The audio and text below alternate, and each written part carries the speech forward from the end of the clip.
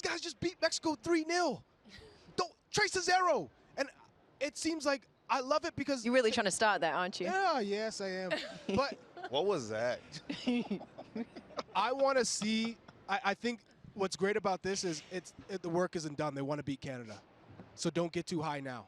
This is just a step, which shows the maturity of this group. They're not celebrating like you would think if you're beating your arch rival and beating them in that way. We're not done yet. It's a victory we expected to win. Now we have to go out and prove against the team that finished #1 in World Cup qualifying, and that's Canada. And you have to do it without McKinnon. You have to do it without Des, Clint. Yeah, I mean, you're going to rely on the decisions of B.J. Callahan. Who does he put in those positions? Does he stay with the same formation? Are there adjustments he's able to make for losing 2 big-time players that have played well in big games? So I'm looking forward to see what they end up doing. I think that they do have depth, but they were already missing Tyler Adams in the midfield, and now you got McKinney out of there. Is that too much to lose in that midfield to change that dynamic? I think games are won in the midfield, so that is going to be an important piece for them to get the result against Canada. Were you disappointed in them? A little bit, because you can't touch their neck, you can't touch the face. You're going to get a red card, and I was always on that line of getting in trouble. But for the U.S. team, lucky enough, I never got a red card. But in MLS, Lord knows, rip up a card. I had my times.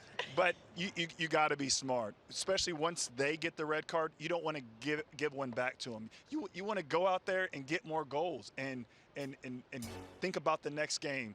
But at the end of the day, people make mistakes. You learn from it. It's passion.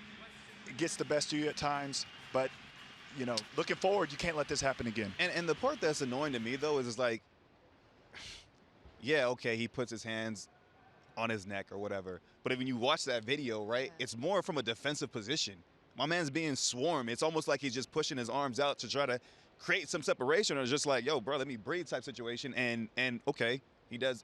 It's a justified red card. And so, like Clint, I am disappointed because, man, I want to see Weston play in the final. Well, they're also he balled today, and then Serginho's the fans were cheated because everybody wants to see the best players on the pitch regardless, and it makes the game not be as good possibly as it could have been.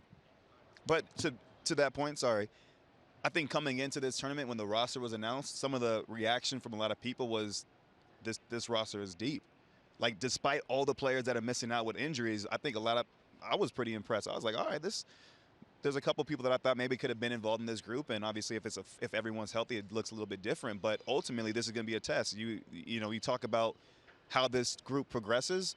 Part of that progression is developing quality depth. We're going to see that in Gold Cup with a different roster, but then now we're going to see it in the final as well. And Joe Scally playing consistently with Mönchengladbach, as well as Luca De La Torre in La Liga. So it's not that you're bringing players on who aren't playing for their clubs in Europe. These are still 2 quality players. And Luca De La Torre, he's got a chip on his shoulder. He wants more playing time. He's playing in La Liga. He thinks he should get more time. So here's an opportunity in a final against Canada. And same for Joe Scally. He shows that he's better defensively, you could argue, than a Serginho Dest. Doesn't give you what Serginho gives you in the attack.